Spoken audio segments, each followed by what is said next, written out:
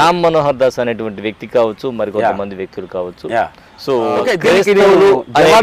మాట చెప్పే ముందు గొర్రెలు అని ఎడారి మతాలని మాట్లాడుతూ ఉన్నారు.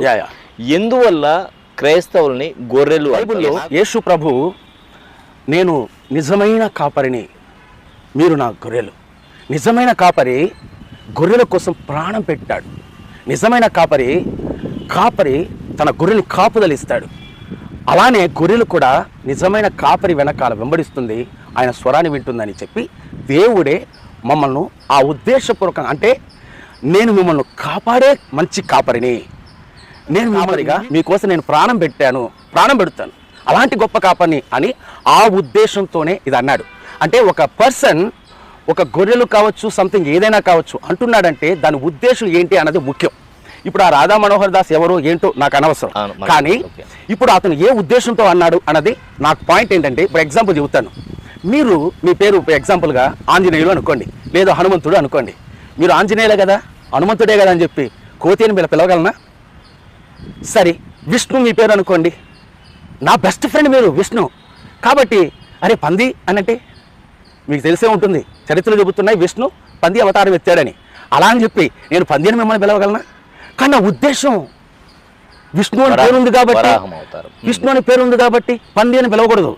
గజేంద్ర అని పేరుందని చెప్పి ఏనుగుని పిలవకూడదు. ఆంజనేయులు అని పేరుందని చెప్పి కోతిని పిలవకూడదు. కారణం వాళ్ళ అవసరం అని వాళ్ళు అనుకుంటారు, అది వాళ్ళ ఒపీనియన్.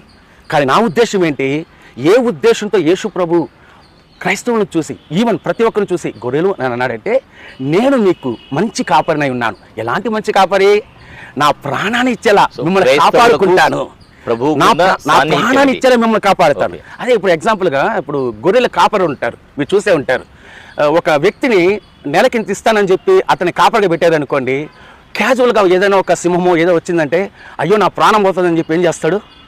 పారిపోతాడు.